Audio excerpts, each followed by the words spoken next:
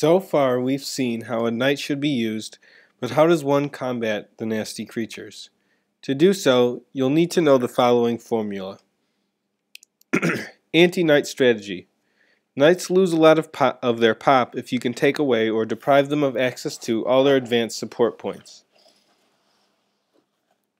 This position is Selman versus F.R., who's rated 1539, Los Angeles Training Game 2004, White to move.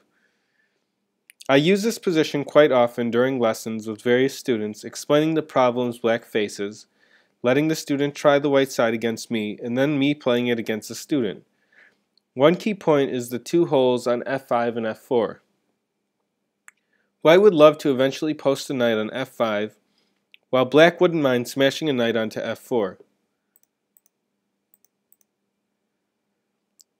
While white has no problem reaching F5 from E3 or G3, black can't get to F4 since both E6 and G6. The black knight's jump-off points are poison. Of course, white doesn't have to be in a rush to play knight G3 to F5 since that would allow black to swap it off.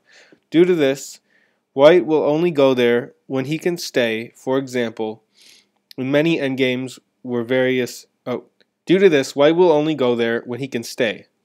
For example, in many endgames where various pieces have been traded, a knight landing safely on F5 might win one of the pawns on D6 and H6, or at the very least force black to assign those pawns a defender. Rule: a hole isn't a problem if the enemy pieces can't reach it. Other problems black faces in this position. His dark squared bishop is an ugly, ineffective piece. Black has less space in virtually every sector of the board. The only area that can be open and allow major piece penetration is the queenside, and it's clear that white already has all the play there. Note that white moved his bad bishop to A4, bad because this is this bishop right here, because all the pawns are on its color. Note that white moved his bad bishop to A4 to get it outside the pawn chain. This means that the bishop will be active on this square, or will be exchanged for black's light squared bishop, a bishop that is one of the defenders of F5. Rook B3. Since white isn't worried about c takes b4, he decides to retain the pawn tension and triple on the b file before opening it. Bishop takes a4. To look at some other lines, c takes b4. White responds a takes b4, but rook takes b4 is also good.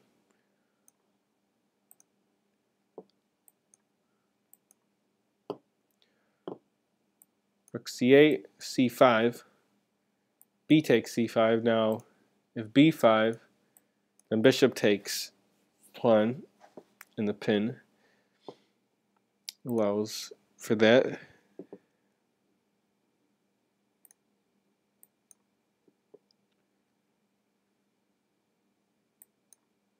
B takes c5, and white is winning since d takes c5, d6, c4, takes, puts white a piece ahead.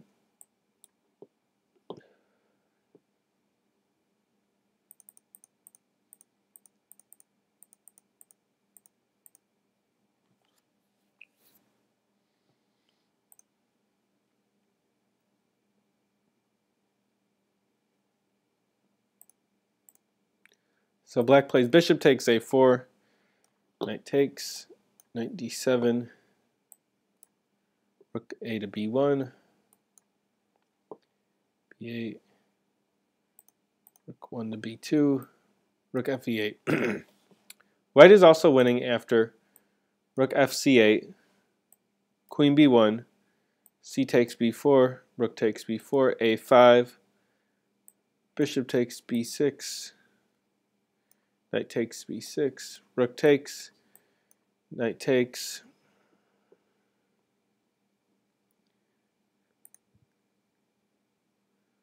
right.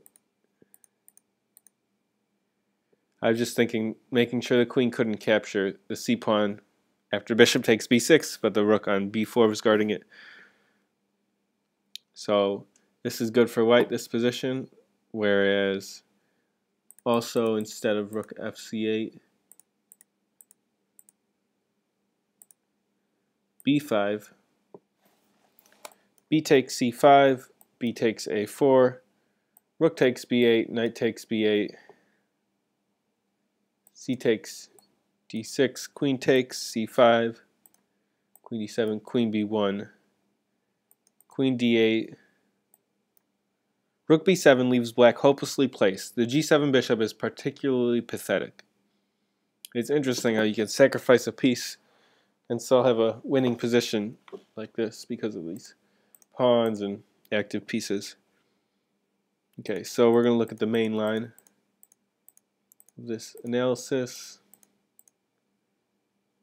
which was rook e8, queen b1. A heavy setup known as Alekhein's gun. Alekhine was also one of the world champions. Now white is ready to pull the trigger with b takes c5.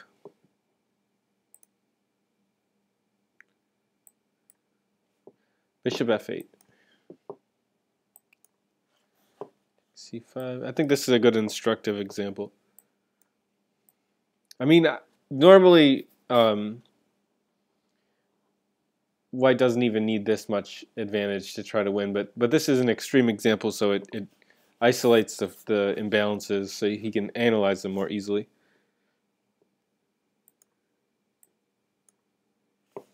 Queen a5, queen c2, knight to b8, question mark. Missing white's reply, but on queen d8,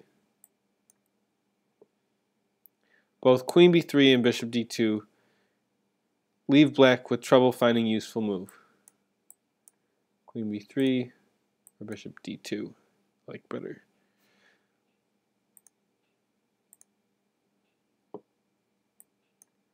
Rook b6, taking the pawn somewhat. Knight d7, actually that wasn't the main threat. This was the main threat, trapping the queen. Bishop d2, 1-0.